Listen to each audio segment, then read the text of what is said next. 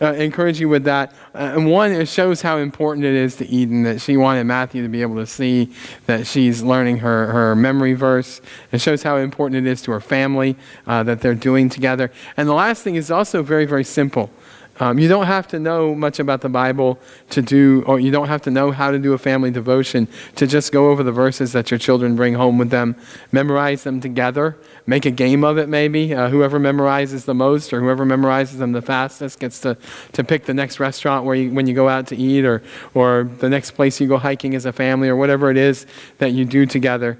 And so to help you out with some ideas, we have put, and I want to turn your attention on the bulletin, the back of the bulletin on the bottom, we have put some some reminders of the scriptures that they learned, and the ideas, the topics that they discussed, and a few questions that you can talk about as a family. So if you're not sure where to start, if you're not sure where to begin, if you'd say, well, I'd really like to do more with my kids, but I just don't really feel like I have that much knowledge, that hopefully will get the ball rolling for you. And we also want to help those of you who would say, well, I don't really have the time. That's the two biggest obstacles to doing family ministry is one, I don't really know how to do it. And so we want to provide some resources for you to help you do that. And the second biggest obstacle is, well, I don't really have the time. And I know where you're coming from, those of you that would say that. I've got work and school, and my wife works, and Abby is the soccer manager at school, and she's going to be doing the Patton musical soon, and Caitlin is taking art classes, and we need to be spending more time with Anna's mom now that her dad's passed away, and I only have so much time left with my parents, and we're small group leaders, and anybody that sound familiar. But I want to encourage you, don't think of this as addition. Right? I'm not encouraging you, Matthew's not encouraging you to add something more onto your life. In fact, most of us in this room, we probably need to be looking for things we need to subtract. What am I doing that I don't need to be doing? What am I devoting all this time and energy to that maybe I should be devoting a little less time and energy to? So I'm not asking you to add something on your life.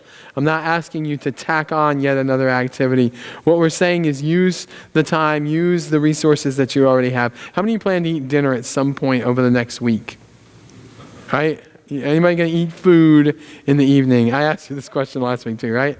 And that was a surprisingly low number of people. No wonder y'all are skinnier than I am apparently. Make a point at some point during the week, if you're going to eat a meal, make a point at some point during the week, eat one of those meals together. And I'm not saying bring out the Bible and do a big expositional Bible study at the dinner table. You can do what I like to call a game I like to call roses and thorns. Roses, what's the rose this week? What's one thing that happened this week that was really good? What's the thorn? What's one thing that happened this week or that you're dealing with this week that's a struggle? Right? And you can spend a minute and you can thank God for the roses and you can pray that He would help you through the thorns.